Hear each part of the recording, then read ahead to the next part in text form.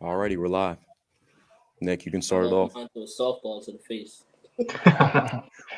Hey, welcome in, everybody. You're watching Unsportsmanlike Hangouts. Today we got Sterling Sheffield from the CFL joining us today. Thanks for joining us, man. We really appreciate it. Of course, man. Glad to be here. Now, I know you played your college ball at the University of Maine. Just tell us a little bit what it was like, the process of picking a college school and then why you ultimately chose to go to Maine. So crazy thing is, I only had 2 offers out of high school. I obviously me and Zach went to the same high school at Clearview.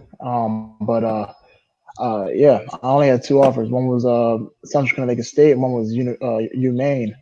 But the thing is, this can get to a long story, man. So I had a lot of interest in everything going out of high school. Like in 1 month, like I think the month of May, my junior year, I had over 30 schools come in and out of Clearview, but nobody offered. Then summertime, I went to a whole bunch of camps, Rutgers, Buffalo, Pitt, West Virginia, all those schools, all that, and never got offered. The crazy thing is, when I was at Rutgers, University of Maine was like observing all the talent, everybody, and everything over at the Rutgers camp.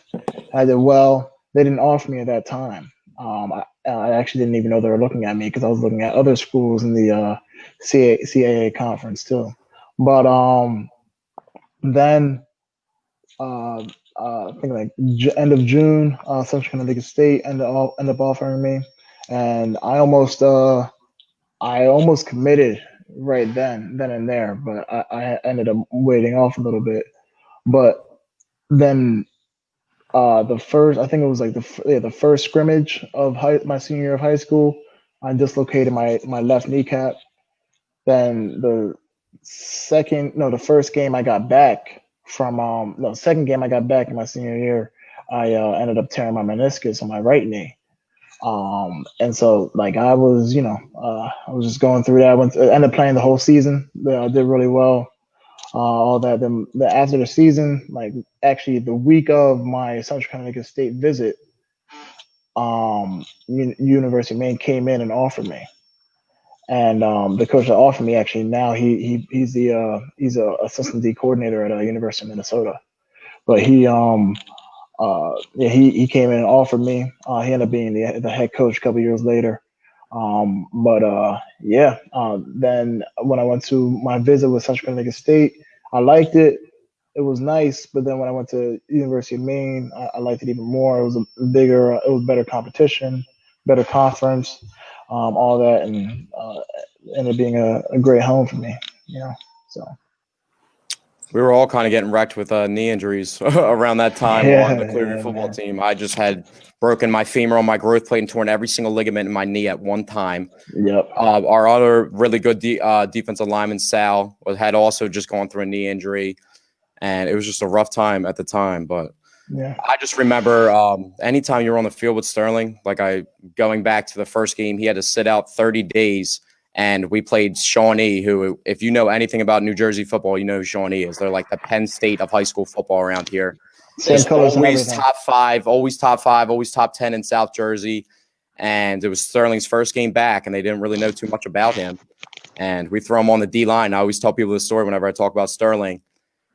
We put him on the D-line. I'm playing nose guard. We got a couple of really good players on defense that have been playing since sophomore year, but we didn't have a player like Sterling. So the first play of the game, the running back on the other team is actually a kid that his entire family went through Shawnee Diorio, and he was a great player. A lot of his whole family were really good at football, all of them. Kid benched like 415 apparently, and he had a full ride. I don't know if it was a full ride. He had a scholarship, like 50% plus scholarship to the University of Dayton, which is my dad's alma mater. And first play of the game, they run a shotgun look. Sterling comes off the edge, picks him up, doesn't tackle him, picks him up, and Batista bombs him 5 yards in the backfield. And we're all looking around at the sidelines. No one's cheering. Not a single person's cheering. And everybody kind of understood. It's like, we're not cheering because we're kind of confused. We haven't played with a player of this caliber before. And it was just a rude awakening of the potential that our high school team had adding you into the mix with an already good team. So we already had all of us playing with youth football together forever, and then throwing you in the mix off the edge at one of the most important positions in football was just a whole different game changer. But that brings me to my next point. You did play at Paul VI before you came over to Clearview, and you were terrorizing Clearview as a nose guard. What was your experience like at Paul VI in your early high school career? So Paul Six was nice, man. I was actually a quarterback there for my first 2 years of high school. I was actually a quarterback and actually getting recruited to play quarterback. But crazy thing is, my sophomore year, well, actually my freshman year, I played quarterback and free safety. Then my sophomore year, right before my sophomore year, my coach he told me that he wanted to get me from 175, 180 to like 210, 215. And that off season, I was just grinding, eating a lot, which I always do now, especially. For sure. And then my deadlift went from like 275 to 465. Like all that, just working my butt off the whole off season. Then my sophomore year, I ended up being a quarterback, and I was also nose guard / defensive end / D tackle, and a little bit of a linebacker too. So it was kind of like the best of both worlds, being able to. I was more of like a wildcat look my sophomore year because I was a backup at quarterback, but being able to go from offense straight into like going up against 300-pound, 250 to 300-pound guys, it was definitely a transition, something that I'm not used to though. So For sure. And at Paul VI, you actually played against one of the most hyped up college and high school players, Jabril Peppers. I don't want to bring that game up. I watched that film numerous times. It was 59-6 versus Paramus Catholic. Yeah. They do you guys dirty with the public schools, and you beat up on us group schools, and then you get into the non-public or the private playoffs, and then it's just a whole nother story. You got some of the craziest athletes. You got guys like Minka Fitzpatrick and Jabril Peppers running around all over the place. So what was that experience like playing against somebody that, like I said, I hadn't played with a player of your caliber, and then bam, you're playing with a guy that's an NFL talent, and he's going to Michigan full ride. What was he at the time? He was the second overall recruit in the country. Yeah, second or third. He was definitely a 5-star though. Definitely 5-star. Yeah, it was a fun game, but the crazy thing is, well, it wasn't a fun game because it got smoked, but it was my first time playing in the playoffs, my sophomore year, especially being varsity and everything. But the crazy thing is, going up there, we actually got in an accident. Our bus got in an accident on the way up there. There was a car that we were driving on the turnpike, and a car came and sideswiped our bus and did a full 360 and ended up catching on fire. So we ended up being like an hour and a half, 2 hours late to the game. So obviously we thought that, we thought we were dead. It was crazy that going before the game, having to deal with all that. Not an excuse for losing a playoff game, but still, it's a pretty traumatic experience. The crazy thing is, Jabril Peppers, he got the ball 6 times the whole game.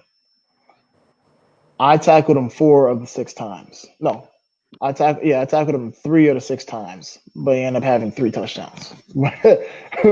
So it was a crazy game. It was packed, jam packed. A lot of people were there. I remember hearing they had a thing. It was like, Warriors, come out and play. It was like before the game and all that. It was real cool. It was definitely a cool experience, but getting blown out obviously is not the best experience too. So there were some tough high school atmospheres. I remember going down to Winslow, and we upset Winslow back in the day when they were really highly ranked. But we go there, and they're playing uncensored Meek Mill. The whole entire fan base is talking trash on us, just ripping us the whole time. We went in there and handled business and literally clobbered them. So that's just what happens. It's more bark than the bite. So yeah, I remember that game too.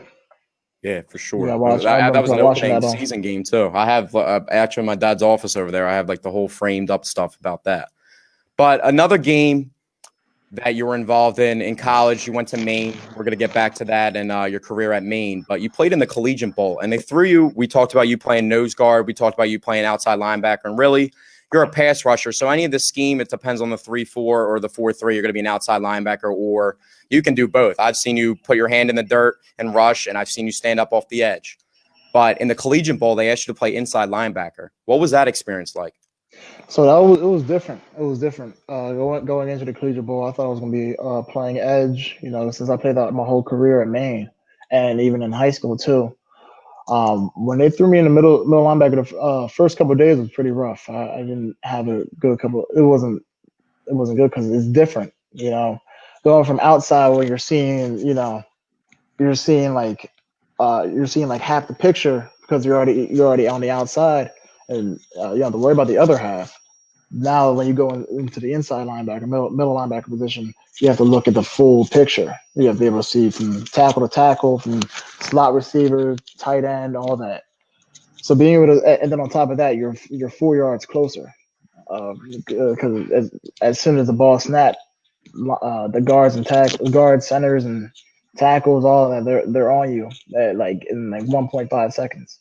So like first 2 days was kind of rough. Had a tough time. Didn't help my draft stock at all.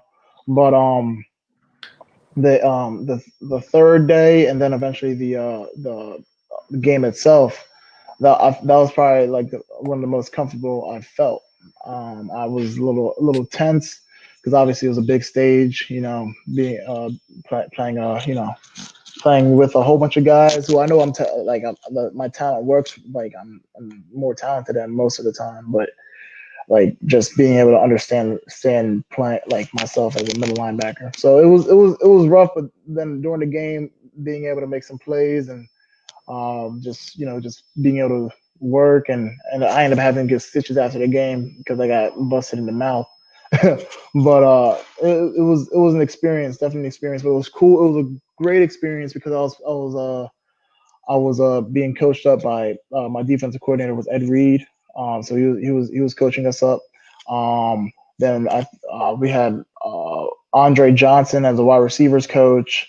We had Clinton Portis, running backs coach. There was a lot of names going through, a lot of names. Our head coach was Chuck Pagano, and so it was great being able to learn from them. I tried getting as much knowledge as I could from them. And it was definitely an experience of a lifetime. Playing in a Rose Bowl was amazing too. It was raining the whole week until the game. The game was like 80 degrees. So, but yeah, definitely a great experience. Made a lot of friends too. For sure. You make some great bonds because everybody understands that you have the respect. Like this kid's trying to make it to the NFL and live out his dream. Mm-hmm. And that gets on to my next point. You talked about all of those legends. Clinton Portis is one of my favorites. Andre Johnson, one of the most underrated players of all time. Go down the list. Ed Reed's the best safety of all time, undisputed. Who was the early influences on your sports career? Who influenced you to really push yourself to this point? Was it athletes? Was it somebody that was in your family member, or somebody that you kind of looked up to? So my dad is definitely one of the biggest role models I've had for, especially when it comes to football. When I was 3 years old, actually like 2 going into 3 years old, me and my dad would be outside throwing the ball. But not just regular throwing the ball. He was pegging the ball at me. It was crazy. I'm like 3 years old. But the thing is, I would have to make like a certain minimum requirement and of catches before I go inside and eat dinner. So my dad he was working with me the whole time. Just getting me right. My first year playing football was when I was 5 years old. My first 40-yard dash time was 14 seconds. My dad said, "Heck no!" I was on the C team. My dad said, "Heck no!" After that season, we spent the whole summer. We were at Williamstown at the time, at Williamstown High School, just like going through drills, more catching, all that. That's why my hands are as good as they are now. I was just catching the ball all the time, but just running and all that, running the track. And then the next year I ended up being on the A team, which is like the varsity team for for the 70-pound, like my weight class. And yeah, my dad, he's, we watch film together since I was 5 years old. Even now we watch film of my games and everything, and of other teams. And he's definitely made me the player I am today. And I'm blessed to be able to have in my life. For sure. Your dad's a great guy. He was actually the first person to reach out to me and come over and talk to me when there was no stretcher for me with an absolutely annihilated knee, one of the worst knee injuries you'll ever see. And I'm sitting on the field, just on the sidelines, just taking it all in, just don't even know what's happening. And your dad came over to me and just kind of gave me a boost of confidence. And people like that was really what pushed me to get back. I came back in 7 months from a broken femur and every single ligament in my knee torn. Somehow, and I got welcomed back to Sterling. You remember the scrimmage with versus Millville when they had the 2 D1 running backs? Well, Armstead welcomed me back to high school football with a stiff arm, and it wasn't just a stiff arm; he buried me 6 feet under. I just made it 3 plays back into my high school career. I had just made a jet sweep tackle. I'm like, all right, I'm feeling good. Next play, I see this kid on the, and this is one of them dogs, like no equipment on, like just the shoulder pads. Jersey, no gloves, no this, that, the other, just so he could bare arm, stiff arm you. And he was quite the talent, but that's just some of the people that you went against. But there was a lot of great competition that we played against in New Jersey football. And it was just great. He's playing for the Jaguars right now. For sure. Yeah. That was fourth round too. So they had my boy Leonard Fournette, who's my favorite player now, who's ridiculous. And then they got him in the fold as well, who he might get a big opportunity with. Leonard Fournette's future with the team uncertain. So Sterling, transition to the next topic. Talk about right after the Collegiate Bowl, you started going really into the draft process. It started then because that's really one of the things that they're going to look at your tape most of the time at Maine because they know what you're a player. For me, when they bring up the combine, I feel like that's only like a pinch of the recipe because you got guys like Christian McCaffrey benching 10 reps at the combine, and then he's literally breaking scrimmage yard records. You know what I mean? And then you got guys like Orlando Brown for the Ravens, who apparently had one of the worst combines ever and was a Pro Bowler this year. So what was it like after the Collegiate Bowl, just the whole NFL draft process and just going through before and after, talking to teams and being an undrafted free agent, and then right after getting hit up by teams and trying to choose who you want to sign with and look at their rosters? Yeah, so that's definitely a long story. So I during the Collegiate Bowl, I actually was taught 26 teams talked to me during the Collegiate Bowl. Actually, no. 16 teams talked to me. Overall, 26 teams talked to me throughout the whole process. And it was like I would be up till like 11 o'clock with meetings with the Patriots. Patriots brought me he brought me up to his hotel room, and I was just getting interviewed for an hour and a half. Like got interviewed by the Jets 3 times during that weekend. I was also interviewed by a lot of teams: Raiders, Colts, all that, Jaguars, all that. So it was during the week itself. I barely got any sleep at all because we had to be up by 6 o'clock every morning.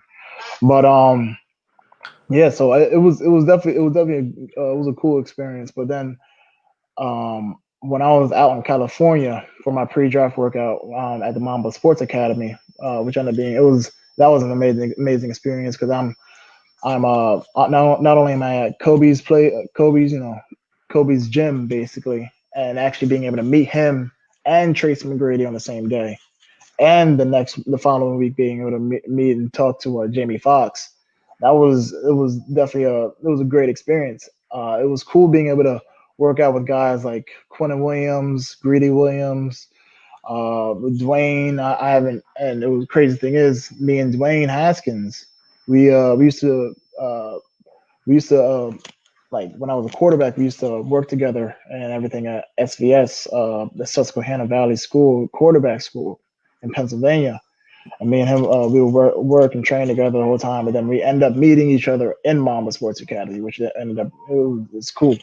Ended up being, a coincidence, I guess. But just being able to meet guys that are now my friends now that I'm able to talk to on a consistent basis, and then work with the trainer that was there. He was the old was it Lions? I think it was the Lions or Rams. No, it was the Rams. The Rams like trainer. And so just that experience alone out in LA was a great time, especially since my agency at the time was owned by Keyshawn Johnson. And so it was definitely a great time. It was cool. Then when my pro day happened, I think my pro day we had the most schools that came in like a while, like a few years actually. I think And not to like cut you 6 off, years. but you stopped the show when you ran that 4.6. And not even myself, I was trying to hype you up, but the 4.6 I did not see coming. Yeah, actually, sometimes had a 4.55 too, 4.55, 4.58. But it was a good experience actually. It was a long pro day because they worked me out in 3 different positions, and we think we had like 12, 15 teams that were there. And then it was definitely an experience. All of my teammates were there, my family was there, and all my coaches, and so it was definitely a fun experience, very stressful, but I just went through that and I'm running a 4.6.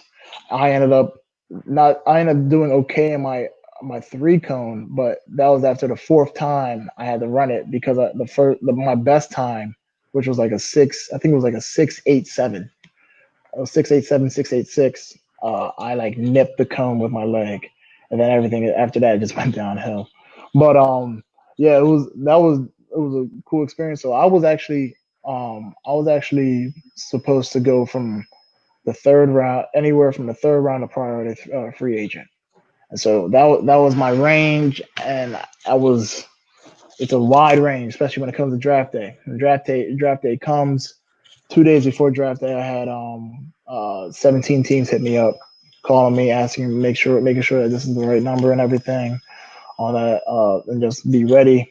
The day before the draft, I had another 7 teams, 6 or 7 teams hit me up, plus some of the teams from the day before, and in my head, I'm getting drafted. The whole time I thought I was going to get drafted. My teammates thought I was going to get drafted.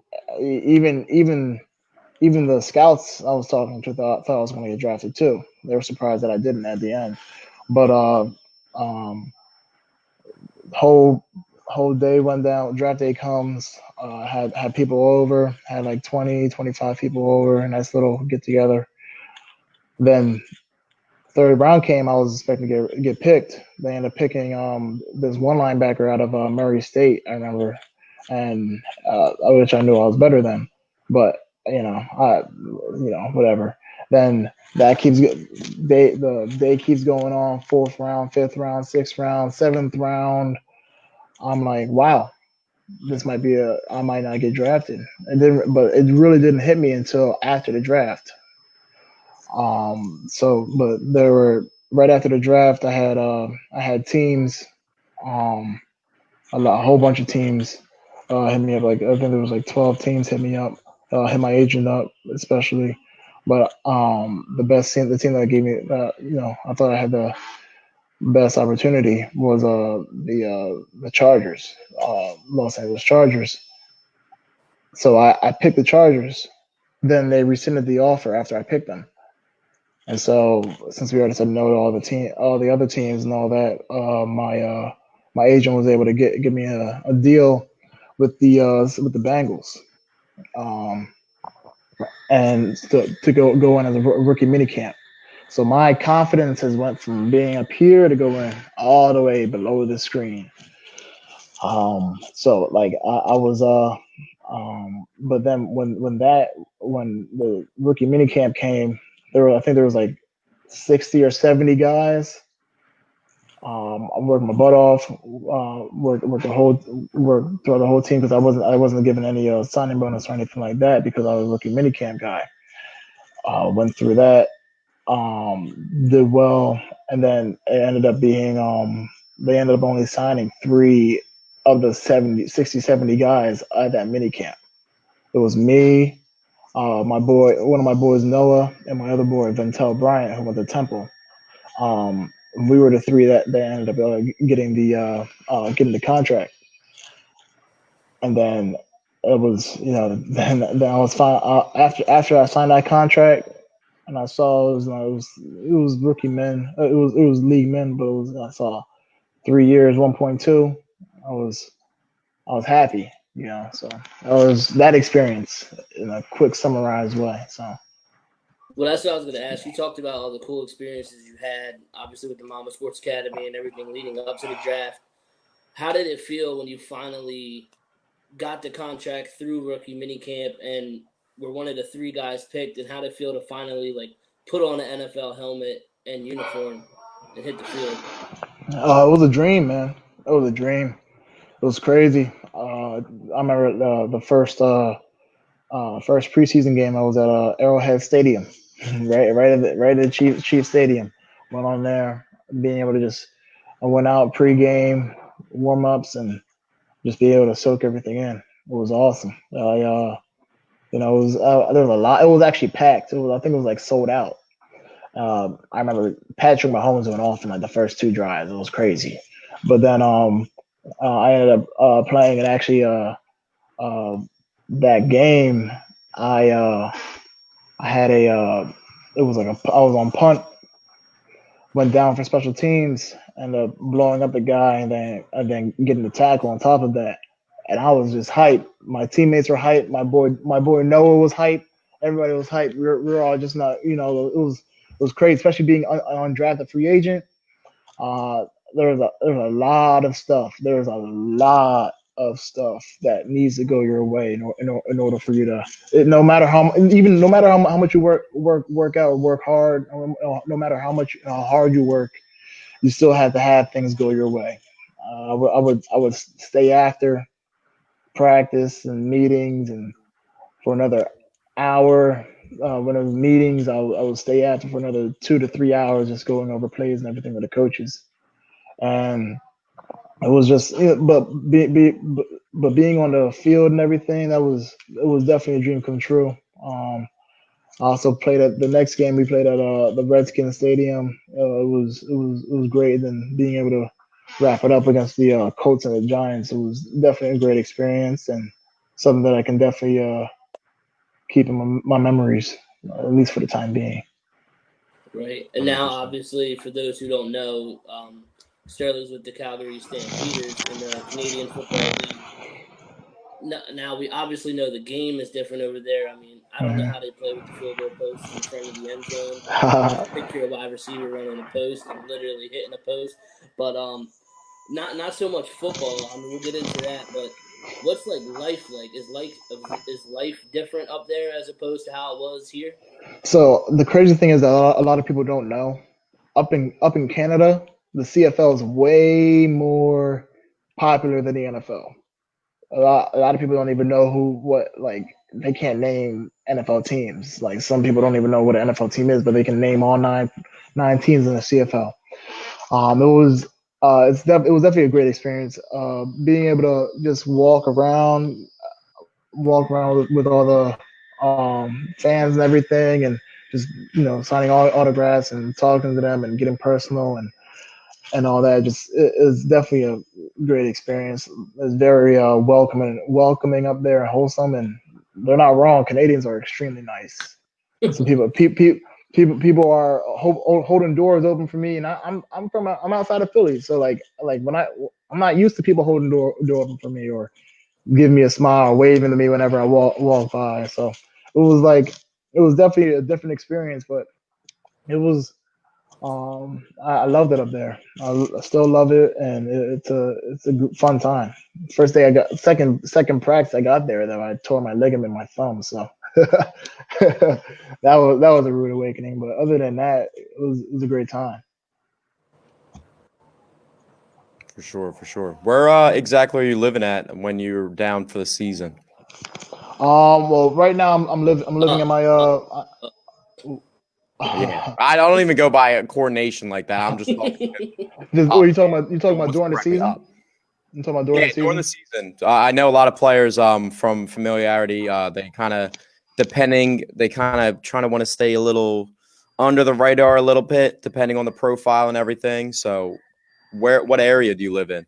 We live like so they actually house us. They give us money for housing and everything. I actually live right in downtown Calgary, which a lot of people don't know this, but Calgary is huge. There's over 2.5 million people there, which is actually, I think, it's bigger than Philly when it comes to population. And then on top of that, you have the overall like square mileage, I guess, is like 3 times the size of Philly and 4 times the size of Boston. So it's a huge city. Obviously, you have the Calgary Flames there.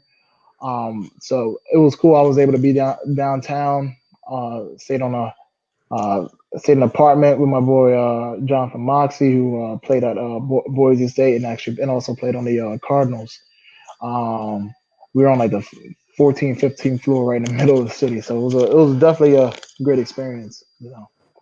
It's funny, probably the most popular athlete in Calgary is from South Jersey too. Johnny Gaudreau from Gloucester Catholic. Oh yeah. Oh yeah, I forgot he went from Gloucester Catholic. Yeah.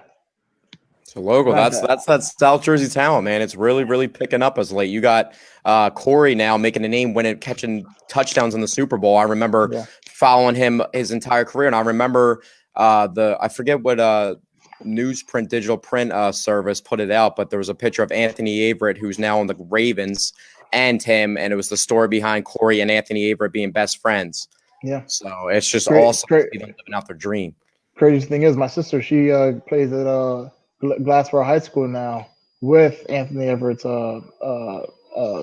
sister.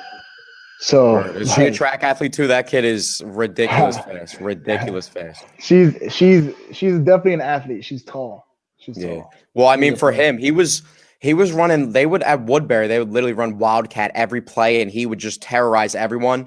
He went to Alabama as a track star, and he obviously had the greatest defensive back coach in college history, in my opinion, Nick Saban, translate him into an NFL player. And then I think he went in the 4th round when he literally came as a track athlete and more so just an athlete in general and not really a positional football player. And then Nick Saban gets a hands on you, and then bam, it's a whole nother story. So, but it's crazy that the two more local teams around here, the Eagles and the Ravens, growing up, there was my 2 favorite teams. They picked those guys. So that just shows you if you can really make a name for yourself locally, then you will put yourself on the radar, especially with the teams that are always looking in those areas. And the Ravens got my boy Pat Ricard.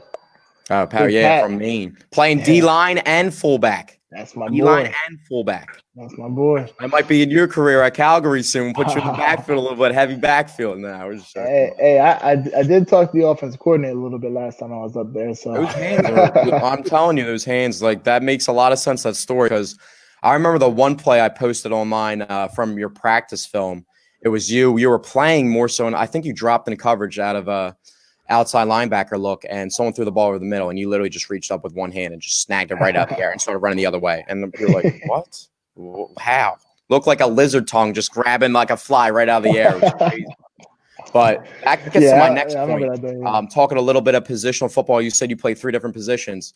Sterling, what are you offering to a team that's interested in you right now? Say an NFL team calls, what is your pitch to them? So actually, I have had a contract offer earlier this year from the Broncos that I ended up focusing with myself in Calgary. But crazy thing is, no matter how you slice it, I'm a versatile athlete. So I've played with my hand in the dirt. I've played off the edge. I've played inside. It's now inside. I've played different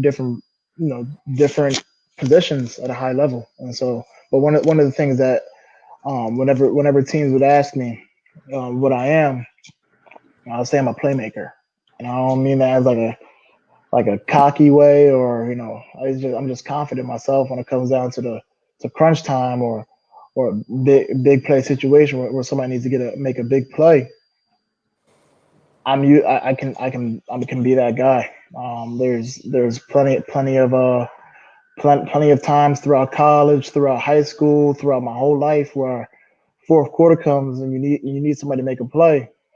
I'm usually that guy that's able to make that play and help the team either win or win a championship, win a playoff game, win a regular season game, whatever. So usually when it comes to that time, I pride myself in being a playmaker. 100%. That's a great answer, honestly. That's something that you'd want to hear as a coach. It's like, I don't have a position. You can put me wherever you want. It's kind of going back to like what Isaiah Simmons said. He said, quote unquote, there's 53 guys on the active roster. When you draft me, there's 56. So he's a Swiss Army knife. And now the NFL is kind of like the NBA, where you got teams like the Steelers. They literally run a different look almost every single down. They stump their defensive linemen all over the place. 4-3 and 3-4 looks aren't even the base formations in the NFL. It's more the dime package in the passing league. So you have to have that versatility. You have to be able to, even if you're putting your hand in the dirt a lot, you have to be able to drop into coverage and make plays. And that even goes back to you talking about Denver. My favorite play from Von Miller, one of the greatest defensive ends or outside linebackers, whatever you want to call him. He dropped into coverage in the AFC Championship and picked off Tom Brady out of nowhere. And Tom Brady didn't expect him to drop it in coverage, but that just shows you as an all-around player, if you're that special, you can make those plays. So 100%. So looking at another special CFL, there's actually been some really, really good CFL players transition to the NFL and really make a name for themselves. One of them being Cameron Wake, who was undrafted out of Penn State in Pennsylvania. He didn't get, like I said, he was undrafted, didn't really get any NFL looks or anything. So he took his talents to the CFL, made a name for himself, back-to-back Defensive Player of the Year. By the age of 27, he signs a contract in 2009 with the Miami Dolphins, and he goes on to make 4 or 5 Pro Bowls in that time period. And he's still playing today. He's 38 years old. He's on the Titans, if I believe correctly, right now, and still making plays. So do you ever look at that story and see a little bit in yourself and really push yourself off of that and motivate yourself with that? Yeah, Cameron Wake is definitely a great story. Definitely, there's a lot of guys that I can picture myself emulating and everything, and guys that came from the CFL that had success in the NFL. But the one thing that I've been wanting to make sure that I focus on is just being able to just keep my destiny. God's able to put me where I need to be, where He wants me to be, and so I just work hard off of that.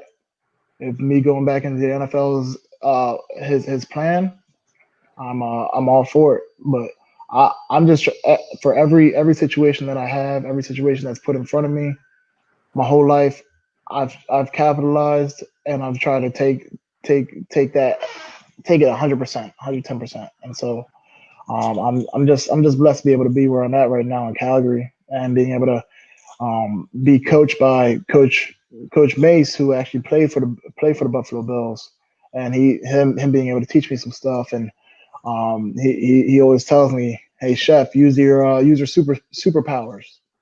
So I'm just that's what I pride myself in doing, and just whatever life puts in front of me, just be able to go at 100%. Sterling, I know you're a basketball fan, so let me just throw this one last question at you. If we do get the NBA back at some point in time, hopefully, who do you like to win this year? Who's your favorite to take the chip this year? Oh, the Sixers should win 100% of the time. It should be the Sixers. It should be the Sixers and the Lakers in the finals. That's how it should be. We just got to make sure that gotta keep the cohesion right and everything with and try to figure everything with Embiid and Simmons being on the floor together. They can play together. That's what I hate. I hate when people say like they can't play together. They can play together, man. They just need to be able to just get synergy. They only played, I don't know, they haven't played that many games together. And so in the past 3-4 years. So if they can get a stretch of them just being able to play together, along with Tobias Harris on the wing, and Al Horford, he'll if the season were to come back, it's playoff time. Al Horford's gonna come up and ball out. I think that we would definitely we have the best talent. So I have no idea why we wouldn't be able to get to the finals unless when it comes to maturity in the playoffs. But and then on top of that, then you have the Lakers, and LeBron's been my favorite player all the time. People ask me all the time, who's the greatest of all time? LeBron. I know Michael Jordan. In here? Are we 4 for 4 on that in here? Yeah. No one has to ask me. You don't even have to ask me about it. I'll second grade greatest player of all time. We're 4 for 4. Look, I love Jordan. Jordan's my second favorite of all time. But when it comes to the best overall player, you have to go LeBron 10 out of 10 times. Yeah, he can pass. He's one of the greatest passers of all time, one of the greatest finishers of all time. He's improved his shooting. Obviously, his free throw shooting needs to get better, but he's one of the best rebounders of all time. I don't think there's ever been, other than like Bill Russell or I don't know, that's been the 9 straight finals. Right. So like that's switching teams too during the time period. Exactly. Switching teams. Exactly. And look, I love Jordan, but Jordan never went against the 2017, 2016 Warriors ever. So that's, with also 2015 being able to put up basically average a triple-double in the finals without Kyrie Irving, your crime partner, and Kevin Love. Yeah. Come on, man.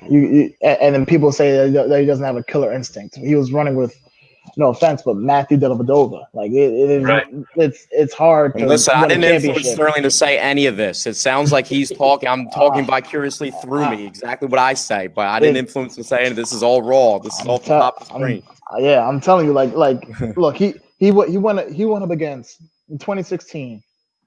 He went up against 72 win Warriors, the 73. Most win 73 win Warriors, the most wins a team has ever had, and came back from 3-1 with Kyrie Irving and Kevin Love. I love them. Kyrie Irving, the first ballot Hall of Famer. Kevin Love's second, maybe third ballot Hall of Famer. Jordan had Scotty, Dennis Rodman, Steve Kerr. Like he had a team around him throughout his whole career. LeBron basically is going. He went from Cleveland to Miami by his own choice. Well, all of them by his own choice, but even before that, Cleveland first go around in the finals with who? Mo Gibson. Mo Williams, whatever. Like Daniel Gibson and Mo Williams. Like, come on, man. Delonte West. So come on, man. Sorry, I get heated when people get on me for LeBron. That's why I'm trying to tell people I did not influence you. This is all you. I did not influence. Even though we're all team LeBron in here. The same thing. Yeah. But speaking of Jordan a little bit, have you been watching the documentary? At the end of his career, LeBron is going to be the number 1 scorer, maybe the number 1 assist, and he's going to be top 3 in rebounds. Don't forget only player ever to have 27,000 points, 7,000 rebounds, and 7,000 assists. Only player ever. That just shows you right there. That statistic, man, just shows you right. Iguodala got a Finals MVP because he guarded LeBron. Yeah, literally averaging how many points?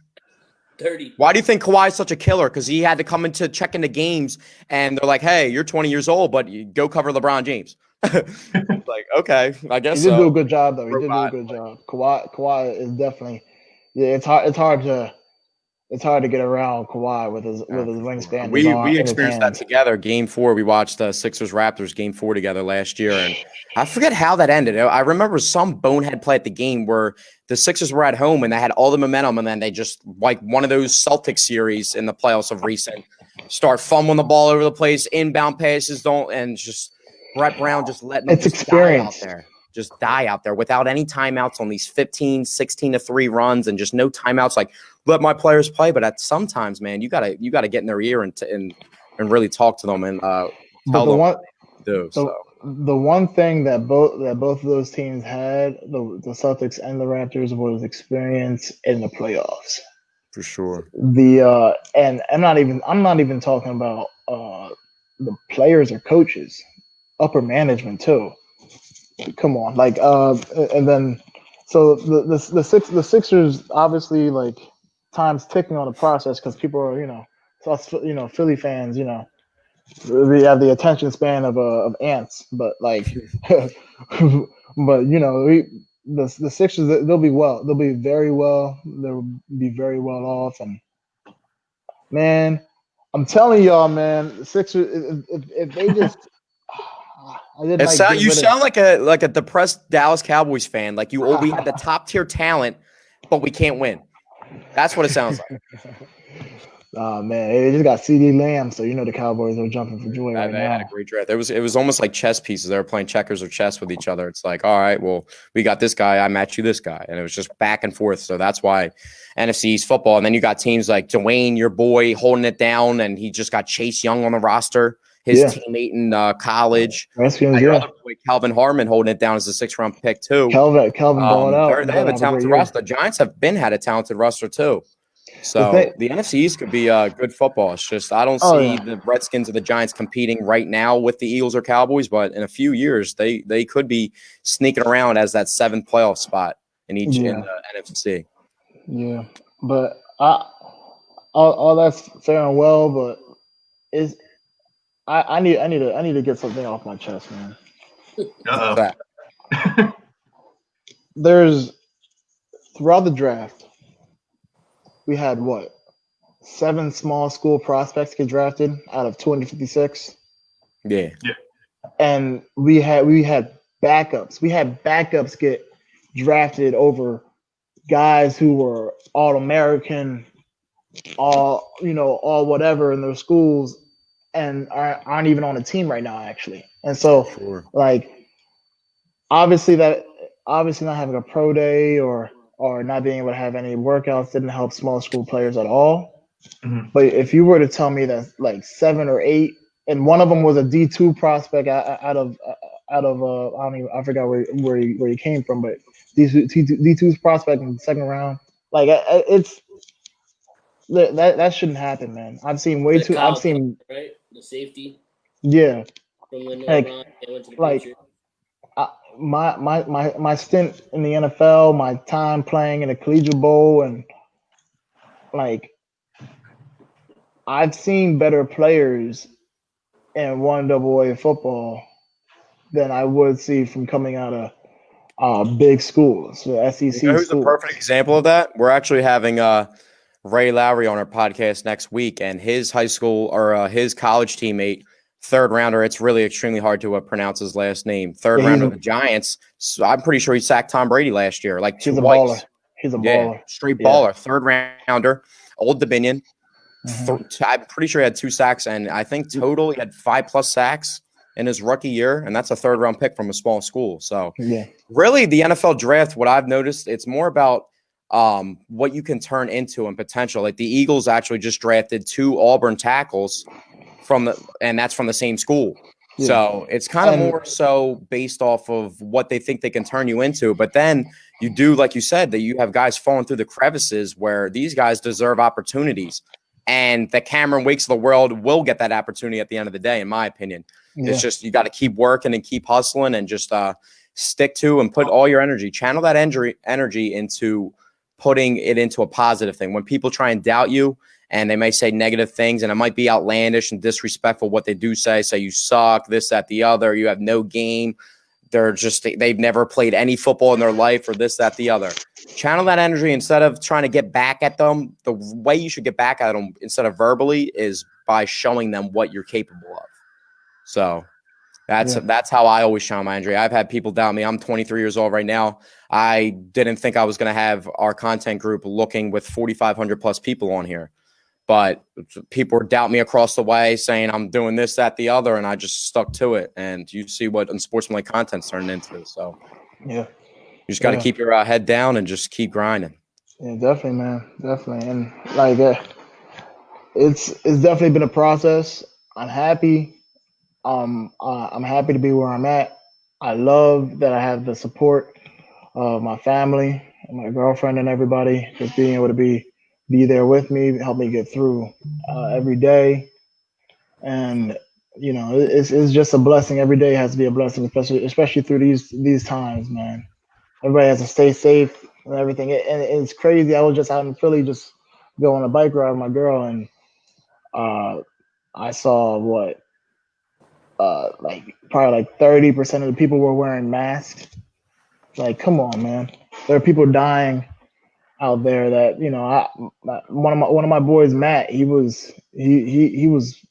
the coronavirus a few weeks ago, and he ended up getting through, but he was in bad shape. And but like it's just crazy that people don't give the coronavirus that much thought. There's no reason that and then on top of that, it might be mutating. It might be even worse. So I just don't feel like people don't give it the same type of attention that it should be. And then hopefully, I hope it doesn't work out that way, but it might bite them in the butt later on. So. Yeah. I think this might be the new norm, just the way that it operates. Even you see with the NFL draft, the unique way that they did it this year, and they actually liked a lot of the elements of the draft. You saw the memo that the NFL sent out today that they want all their employees wearing face masks when they go back. So it's really probably going to be the new norm, but people do have to start taking it seriously, because this, as fast as it came around, it's going to stay around for a while. So it's we gotta wait for that vaccine. We gotta wait for that vaccine, and then on top of that, you have to think about it. People don't. When it comes to the vaccine, or people won't initially take a rushed vaccine just to hold off and wait on the side effects. So that can wait for another 4 or 5, maybe even 6 months. So people think that this is going to be over by like September. I've talked to medical personnel and health officials, and they said like maybe 18 months to 2 years, looking like the range, maybe even more. Depends on how it mutates. And so I have my grandma staying with me right now because she broke her leg. So we're taking extra precaution. So, but it's just you won't know until something happens. So with your family members people don't really take effect to things until it really affects them. So yeah. But to wrap it all up, Sterling, it was a pleasure having you on. A good friend of mine from day one. We went even it's just fun, something I want to hold in the bag for the last time. 2 memories I have. You talking about your dad really pushing you back in the day. I remember we had in 5th grade, we had a class together, or we were actually in the same class together, and we did a tutorial video. And me being my sports media talent and you being an athlete, I ended up making puns on like the playoffs video of the Colts coach. I forget his name, Jim Mora. I made like a pun video off of that somehow. And your video was you throwing footballs and basketballs like 50 yards into your grass. And everybody's like, what are you doing? But no one could throw a football or a basketball that far at the time like that. And another story, this one's to end the podcast, a little sad. I'll admit, I traded Sterling NBA 2K6 on the PSP. Don't judge me, guys. Just please don't judge me after I say this. I actually forgot about that. Mario Super Strikers. Please don't judge me after I say I actually forgot about that. I knew you were going to forget about that. That's why I've been a hustler since day one, man. Come on. Those are my 2 fond memories from way back in the day. But like I said, it was a pleasure having you on, Sterling. Keep grinding. I believe in you. And appreciate it, man. We can only go up from here. We're as hungry as you are. So we're all going to build off that energy and just build something special. So yeah, everybody stay safe, man. Thanks for taking time out of your day to do that. Thank you for joining us, man. We appreciate it. Definitely, man. Of course. Nice all right, for everybody at Unsportsmanlike Content, I'm Zach Deal, joined by Nick D'Amelio, Sean Redden, and our special guest, Sterling Sheffield. Thanks for having us on here. Yep, definitely. See y'all. Talk to you next week.